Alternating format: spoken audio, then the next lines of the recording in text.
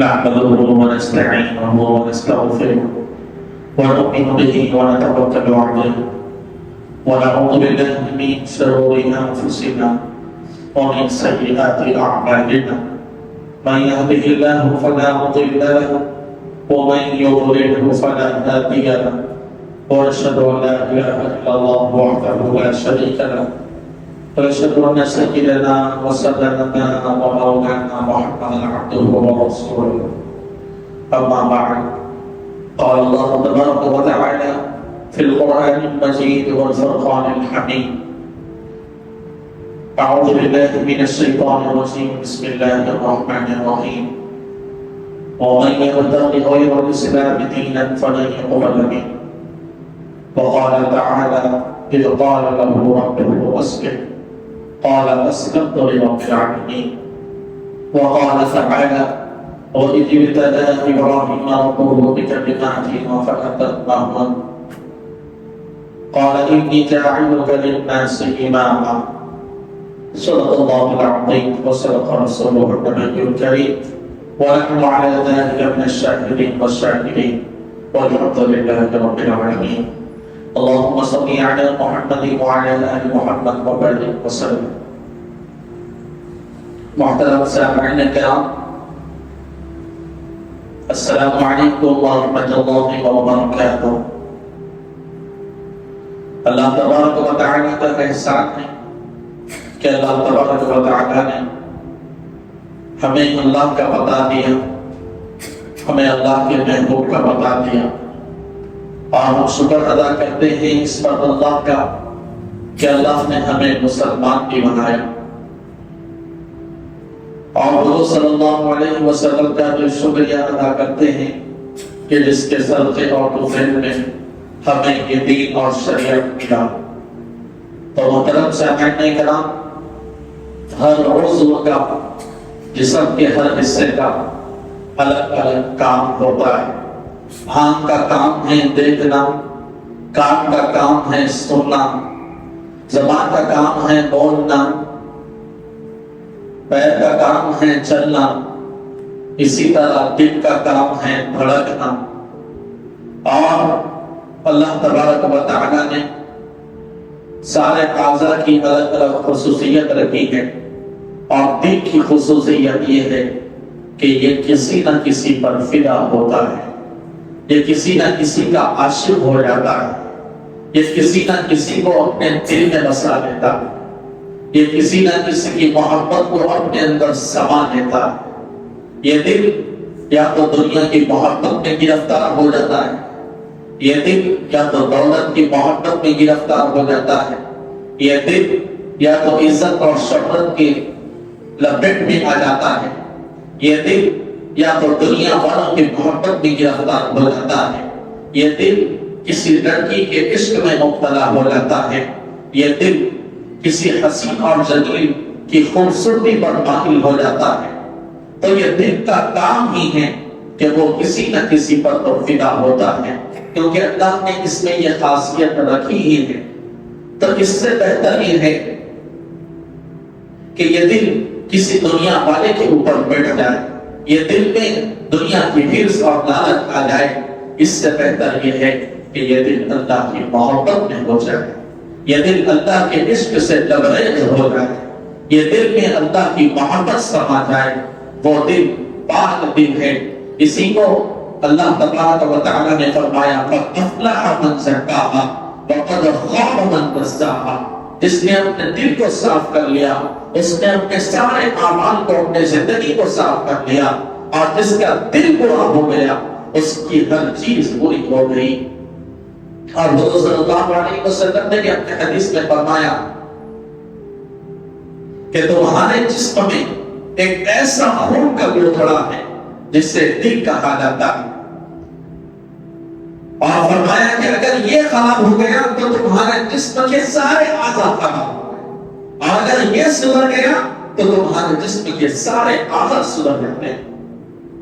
اللہ وحی القلب، اور فرمایا کہ یہ وہی دل ہے جو تمہارے اندر ہے. تو محترم سامعین کرام،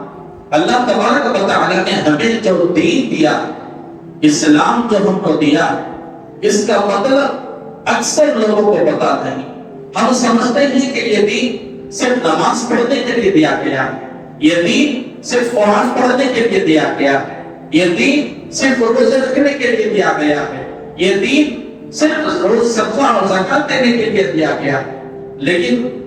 اکثر لوگوں کو یہ پتا نہیں کہ دین کہتے کسے، اور دین اسلام کا مطلب کیا ہے. دین کہتے ہیں کہ ہم اپنے آپ کو اللہ کی مرضی پر ڈال دیں، اللہ کے مطابق اپنے 24 گھنٹے کی زندگی کو گزارنا، یہ دین کہتے ہیں. اور اسلام کہتے ہیں کہ اپنے آپ کو کسی کے حوالے کر دینا. اسی کو اللہ تبارک و تعالیٰ نے قرآن میں فرمایا اذا قال لهم ربهم اسلم، اور یہ اسلم جو فرمایا گیا یہ اسلام اسی سے بنا. اللہ تبارک و تعالیٰ نے ابراہیم علیہ السلام کو یہی سوال دیا اور فرمایا کہ اذا قال لهم ربهم اسلم، کہ اے ابراہیم بتاؤ کیا تم مجھے اپنے حوالے کرتے ہو، کیا تم اپنے آپ کو اپنے اللہ پر سپرد کرتے ہو. تو ابراہیم کا جواب سنیے. ابراہیم نے فرمایا قال اسلمت لرب العالمین، قال ابراہیم نے فرمایا اسلمت لرب العالمین، میں اپنے آپ کو اس رب العالمین کے سپرد کر دیتا ہوں. نمازیں کتنی ہیں؟ 5 وقت کی نمازیں. ہر نماز میں 10 سے 15 منٹ بھی اگر نکال لیں تو دن میں 1 گھنٹے سے نماز کے لیے ہوتی، اور باقی کے 23 گھنٹے کی جو زندگی ہے وہ ہمارے گناہوں میں کٹ جاتی ہے، وہ دنیا کی مصروفیات میں کٹ جاتی ہے، وہ دنیا کی ایسے عشرت میں کٹ جاتی ہے. ہمارا قیمتی وقت ہم سے ایسے ضائع ہو جاتا ہے کہ ہمیں پتہ ہی نہیں چلتا،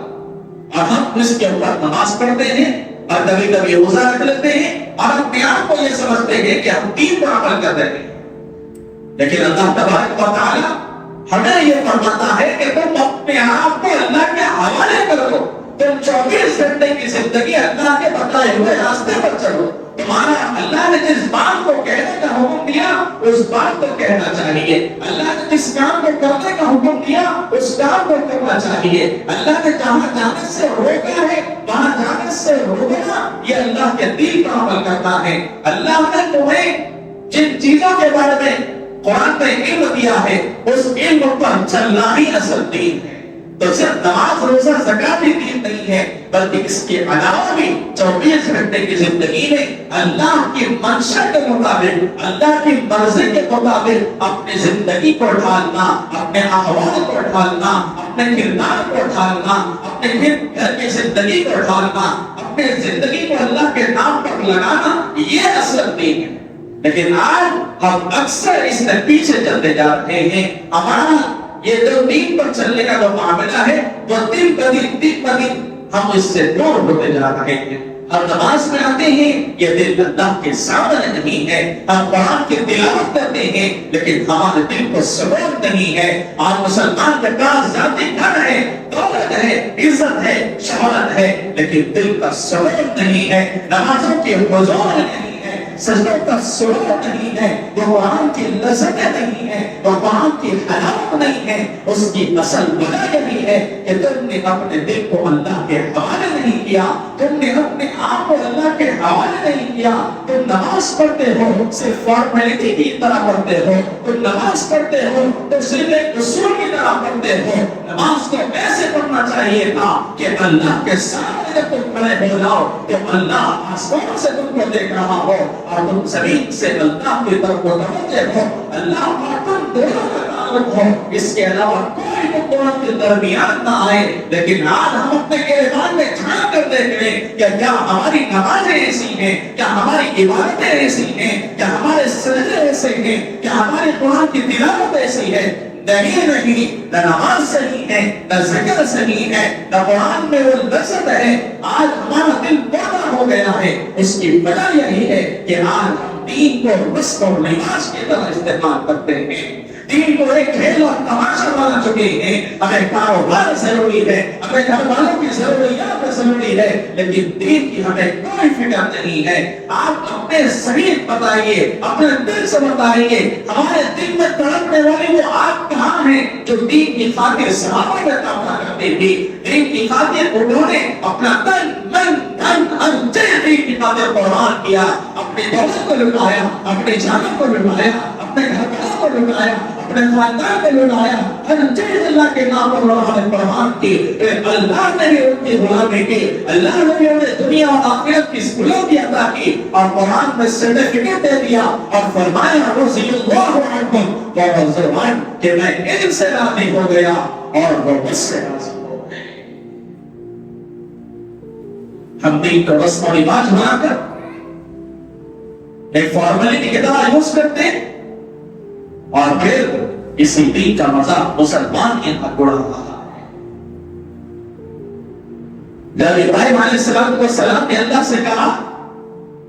قال اسلمت لرب العالمین کہ اللہ میں اپنے آپ کو آپ کے حوالے کر دیتا ہوں، پھر اللہ نے ابراہیم علیہ السلام کا حکم دیا ٹھیک ہے اگر تم مجھے اپنے حوالے کرتے ہو تو چلو پھر اپنے خاندان کو چھوڑو، اپنے محلے کو چھوڑو، اپنے ایریے کو چھوڑو، اپنے گھر والوں کو چھوڑو، نکلو چٹیل میدان کی طرف۔ پھر اللہ تبارک و تعالیٰ نے حکم دیتا ہے، پھر ابراہیم علیہ السلام اپنی زوجہ سارہ کو لے کر وہاں سے نکلتے ہیں، وہ باطل میں رہا کرتے تھے، وہاں سے نکلتے ہیں فلسطین کا سفر کرنے کے لیے، لیکن راستے میں مصر ملتا ہے تو مصر کے بادشاہ کے پاس جب ہو جاتے ہیں تو مصر کا بادشاہ عیاش بادشاہ تھا، وہ نوجوان عورتوں کے جسموں کے ساتھ پھیلا کرتا تھا، اور چونکہ سارہ جو بہت ہی خوبصورت اور حسین اور جمیل تھی تو اس کی نظر حضرت سارہ پر پڑی تو اس نے حضرت سارہ کے اوپر ہاتھ ڈالنے کی کوشش کی تو اللہ کا کرم ایسا ہوا، اللہ کی مدد ایسی ہوئی کہ جیسے ہی مصر کے بادشاہ نے سارہ کی طرف اپنا ہاتھ بڑھایا اللہ نے اسے فالش کا اثر دے دیا، اس کا ہاتھ شروع ہو گیا، اس کا جسم کام کرنا بند ہو گیا۔ تو اس نے سوچا یہ کوئی معمولی خاتون نہیں ہے، چنانچہ اس نے سارہ سے معافی مانگی تو سارہ نے معاف کیا، پھر اس کی طاقت واپس آئی، لیکن جس کے اندر شہوت سوار ہوتی ہے وہ جب تک اس کو پورا نہیں کرتا جب تک اس کے دل کو چین اور سکون نہیں آتا۔ یہ شہوتوں کا سلسلہ آج نوجوانوں کے دلوں میں بھی ابھر کر آ رہا ہے، یہ سوشل میڈیا کے ذریعے ہماری آنکھوں کو بے حیا کیا جا رہا ہے، ہمارے ذہنوں کو بے حیا کیا جا رہا ہے، ننگی فلموں کو بنا کر مسلمانوں کو تباہ کیا جا رہا ہے، ان کے ایمان کو سخت کیا جا رہا ہے۔ جس فون کو لینے کے لیے ہم زندگی بھر محنت کرتے ہیں اور مہینہ فون لے کر ہم ناز کے ساتھ لوگوں کو بتاتے ہیں کہ ہم یہ ماڈل کر لیا ہے، ہم نے یہ ماڈل کر لیا ہے، اسے اسٹیٹس پر لگاتے ہیں، اسے اپنے پروفائل پر لگاتے ہیں، اسے اپنے دوستوں کو شیئر کرتے ہیں اور فخر سے کہتے ہیں کہ ہم نے دنیا کی سب سے بڑی دولت حاصل کی ہے۔ لیکن نہیں نوجوانوں، تم نے دولت کو حاصل نہیں کیا بلکہ تم نے گمراہی کو حاصل کیا ہے۔ اے نوجوانوں، تم نے کوئی اچھی چیز کو حاصل نہیں کیا بلکہ تم نے ایک گناہ کی چیز کو حاصل کیا، وہ صبح شام تمہیں اللہ سے دور کر رہی ہے، جو تمہاری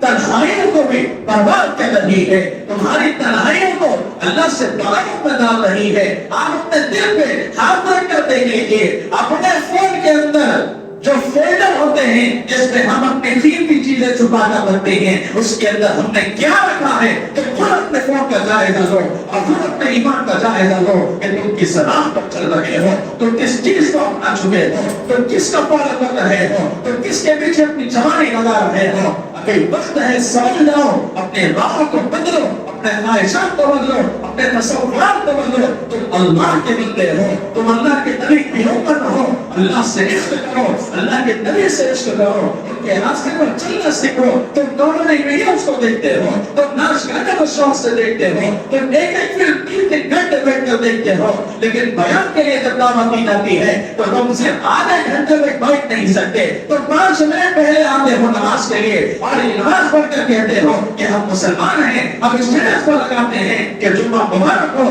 ہم نے جمعے کی نماز پڑھی ہے۔ تم نے جمعہ کو بھی ایک فارمیلٹی بنا لیا، تم نے جمعہ کو بھی ایک رسم و رواج بنا لیا، ہم 2 گھنٹے بیٹھ کر فلم دیکھتے ہیں، 3 گھنٹے کرکٹ گراؤنڈ میں ہو کر ہم کرکٹ کھیلتے ہیں، لیکن ہمارے پاؤں بدل نہیں ہوتے۔ اگر امام لمبی نماز پڑھاتا ہے تو تمہارے پاؤں بدل ہونا شروع ہو جاتے ہیں، تمہیں دنیا کی محبت تو نہ آئی لیکن اللہ کے سامنے کھڑے ہونے میں تمہیں محبت کہاں چلے گئی، وہ اللہ کا عشق کہاں چلے گیا، وہ اللہ کی بات کہاں چلے گئی۔ نوجوانوں، ابھی کہتا ہوں میں بھی تمہارا بھائی ہوں، میں بھی تمہارا بڑا بھائی ہوں، اگر مجھ سے کوئی غلطی ہوتی ہے تو میں اللہ سے معافی مانگتا ہوں اور آپ سے کہتا ہوں کہ آپ سے کوئی غلطی ہو رہی ہے تو اللہ کا توبہ کرنا کھلا ہے، ابھی اللہ کے در پہ آ جاؤ، اللہ سے معافی مانگ لو، اپنی حیات کو پاک کر لو، اپنے نگاہوں کو پاک کر لو، اپنی تنہائیوں کو پاک کر لو، اور اللہ کے عاشق بن جاؤ، اللہ کے محبوب کے دیوانے ہو جاؤ، اللہ کے محبوب کو اپنا آئیڈیل بنا لو، ان کی سنتوں کے اوپر عمل کرنا شروع کر دو،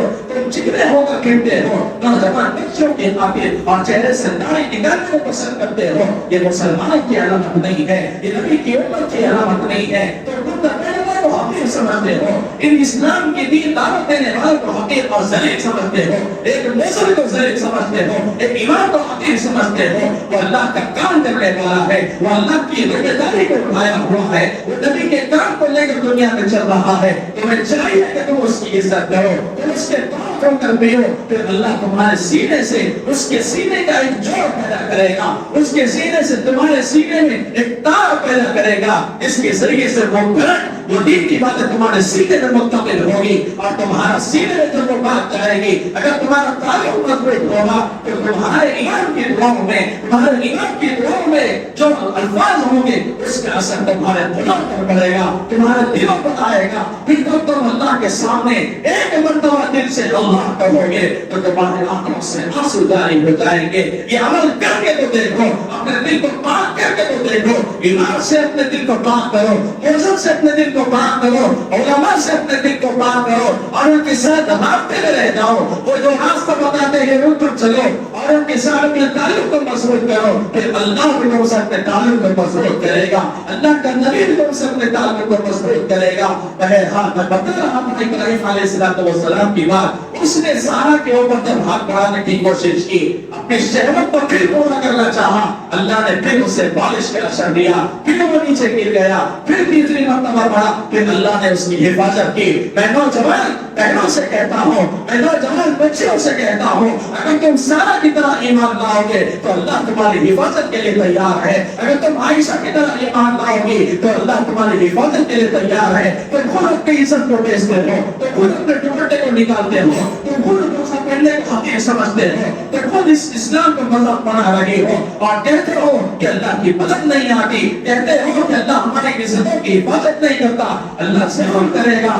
سارا کی حفاظت جیسے اللہ نے کی ایسی حفاظت دوبارہ نہیں کرے گا۔ پھر اس نے مصر کا بادشاہ اس سارا سے ایسا متاثر ہوا کہ اس نے اپنی نوجوان بچی کو ابراہیم علیہ السلام اور سارا کے حوالے کر دیا جس کا نام ہاجرہ تھا۔ پھر مصر کے بادشاہ نے اپنی بیٹی کو ان کے حوالے کیا، پھر اللہ تبارک و تعالیٰ کے فضل سے ابراہیم نے پھر ہاجرہ سے نکاح کیا اور اللہ نے پھر ہاجرہ سے ان کو ابراہیم علیہ السلام کی اولاد سے سربراہ فرمایا۔ پھر ابراہیم علیہ السلام جب سارا کو لے کر اور ہاجرہ کو لے کر وہاں سے مصر سے نکلے تو پھر آخر میں وہاں پہنچے جہاں پر آج صفا اور مروہ موجود رہے، وہاں پر آئے اللہ کا حکم تھا جہاں پر نہ کوئی درخت تھا، نہ کوئی چڑیا تھی، نہ کھانے کا سامان تھا، نہ لوگوں کی آبادی تھی، چڑیا میدان تھا، لیکن انہوں نے اللہ کے حوالے اپنے آپ کو کر دیا اور اللہ کے حکم پر اپنے آپ کو قربان کرنے کے لیے نکلے تو اللہ نے جو ان کی مدد کر کے بتائی، نہ انہوں نے سارا کو چھوڑا اور ابراہیم کو چھوڑا تو اللہ نے فرمایا کہ چلو تم چھوڑ کر نکل جاؤ، یہی میرا حکم ہے۔ تو سارا نے کہا کہ اے میرے شوہر تم مجھے چھوڑ کر کہاں جا رہے ہو، اس ٹنڈیل میدان میں جہاں نہ کھانا ہے نہ پانی ہے نہ کوئی مدد کے لیے دور دور تک نظر آتا ہے۔ تو انہوں نے آخر میں وہ بھی ایمان والی خاتون تھی تو سارا نے آخر میں ابراہیم سے پوچھا کہ اے ابراہیم کیا یہ اللہ کا حکم ہے؟ تو ابراہیم نے فرمایا ہاں اللہ کا حکم ہے۔ اللہ کے حکم پر انہوں سارا کو چھوڑا، اپنے بیٹے کو چھوڑا، پھر اللہ تبارک و تعالیٰ نے آپ کو معلوم ہے کہ آگے کیا ہوا کہ اسماعیل علیہ السلام کی ایڑیوں سے اللہ نے آب زمزم پر چشمہ جاری کیا۔ صرف یہ امتحان نہیں ہوا، اللہ نے آگے بڑھتے ہوئے وہ لخت جگر وہ نور نظر جو بیٹا 86 ایئرز کے بعد اللہ نے انہیں بیٹا دیا حضرت اسماعیل علیہ السلام۔ اللہ نے اسماعیل کی قربانی کا حکم دیا اور ابراہیم علیہ السلام اللہ کی محبت کے خاطر، اللہ کے عشق کی خاطر اپنے اولاد کو قربان کرنے کے لیے تیار ہو گئے اور اپنے بیٹے کو لے کر نکلتے ہیں۔ شیطان راستے میں بھٹکاتا ہے لیکن وہ بھٹکتے نہیں ہیں، اس پر تنکریاں مارتے ہیں اور جب بیٹے کو لے جا دیا جاتا ہے تو والسلام کہتے ہیں کہ اے بیٹا میں تجھے آج قربان کرنے کے لیے لایا ہوں. تو بیٹے کے الفاظ سنیے. بیٹے نے کہا یا ابت افعل ما تؤمر، اے ابا جان جو تمہیں وہ کر گزریے ستجدنی انشاءاللہ من الصابرین، آپ بڑے صبر کرنے والوں میں سے پائیں گے. میں آج کے نوجوان ماں باپ سے کہتا ہوں، اتنے بھی ماں باپ ان سے کہتا ہوں کہ آپ اگر تورات کی تربیت کرنا ہو تو اسماعیل کے جیسے تربیت کرنا چاہیے. اگر اولاد کو یقین دلانا ہو، اگر اللہ کو اپنے اولاد کو اللہ کا عاشق بنانا ہو تو اسماعیل کی طرح عاشق بنائیے.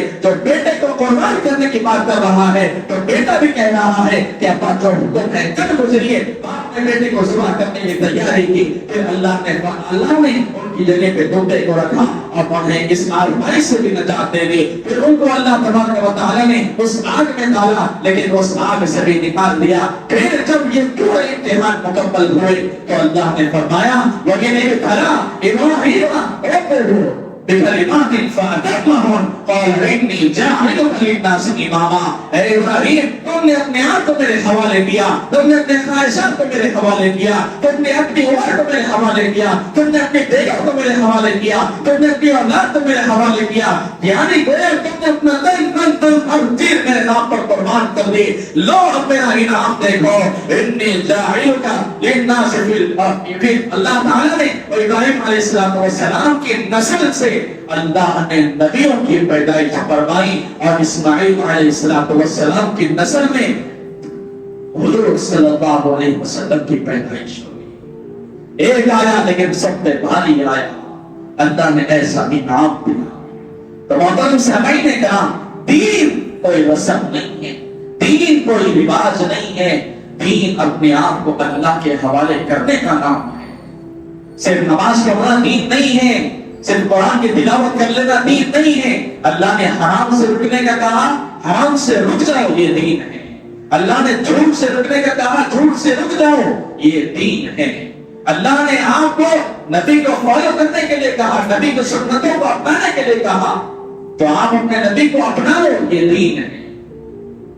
آپ اپنی زندگی کا جائزہ لیں کہ 24 گھنٹے میں ہم اللہ کی بتائی ہوئی بات پر کیسے عمل کرتے ہیں. یہ ہونا تو یہ چاہیے تھا کہ ہمارا چلنا پھرنا اٹھنا بیٹھنا ہمارا ہر عمل اللہ کی فرمانبرداری میں ہوتا، اللہ کی اطاعت میں ہوتا. یہ کب ہوتا ہے؟ یہ جب ہوتا ہے تب آپ کو اللہ سے عشق ہوگا. جو کسی کا عاشق ہوتا ہے نوجوان کی بات کو جلدی سمجھ سکتے ہیں کہ وہ اپنی گرل فرینڈ کی خواہش کی خاطر پیسوں کو جمع کرتے ہیں اور اس کی خواہشات کو پورا کرنے کے لیے پیچھے لگ جاتے ہیں. تو جو جس کا عاشق ہوتا ہے اسے راضی کرنے کے لیے جد و جہد کرتا ہے. جو جس کا عاشق ہوتا ہے اس کو راضی کرنے کے لیے اپنا تن من دھن سب کچھ لوٹا دیتا ہے. اگر آپ کو بھی اللہ کو راضی کرنا ہے تو سب سے پہلے آپ کو اللہ کا عاشق بننا پڑے گا. اللہ کے عشق کو اپنے دل میں بسانا پڑے گا. اس سے قبل کہ یہ دل کسی اور کی محبت میں گرفتار ہو جائے، اس سے قبل کہ یہ دل دنیا کی محبت میں گرفتار ہو جائے، اس سے قبل کہ یہ دل دنیا کی دولت اور حص اور نعمت میں گرفتار ہو جائے، اس دل کو اللہ کی محبت میں لگا لو، اس دل کو اللہ کی فرمانبرداری میں لگا لو. جب تم اپنے آپ کو اللہ کے حوالے کر دو گے پھر اللہ تبارک و تعالیٰ بھی تمہیں انعام دے گا، تمہیں سکون دے گا، تمہیں چین دے گا، تمہیں جو چاہیے وہ سب چیز دے گا. لیکن شرط یہ ہے کہ ہم اللہ سے پہلے محبت کریں اور اللہ سے محبت کرنے کا پہلا راستہ یہی ہے کہ تم صرف ایک مرتبہ اپنے اللہ کو دل سے پکار کر دیکھو. ایک مرتبہ اللہ کو اپنے دل سے پکار کر دیکھو. تمہارے آنکھ سے ایک آنسو کا قطرہ نہیں ملے گا. وہی قطرہ ہے جو تمہارے دل کو دھوئے گا، وہی قطرہ ہے جو تمہارے سیاہ دل کو نور سے تبدیل کرے گا. اس کے بعد پھر تم اللہ کی محبت کے اوپر آنا شروع ہو جائے گا. پھر تم وہ راستہ تلاش کرو جس راستے پر چلنے سے اللہ ملتا ہے. وہ راستے کے اوپر چلنے کی کوشش کرو جس راستے پر چلنے سے اللہ ملتا ہے. اگر ہم یہ کوشش کریں گے تو انشاءاللہ ہماری 24 گھنٹے کی زندگی دین اسلام پر قائم ہو جائے گی. اللہ تبارک و تعالیٰ سے میں یہی دعا کرتا ہوں کہ اللہ تبارک و تعالیٰ ہمیں کہنے اور سننے سے زیادہ عمل کی توفیق عطا فرمائے اور ہمارے دل کو اللہ کے حوالے کرنے کی توفیق عطا فرمائے اور دین کو ایک رسم اور لباس نہیں بلکہ اسے ایک اپنا زندگی کا اصول بنا لیں اور اپنے زندگی کا طریقہ بنا کر اس پر عمل کرنے کی توفیق عطا فرمائیں. آمین یا رب العالمین.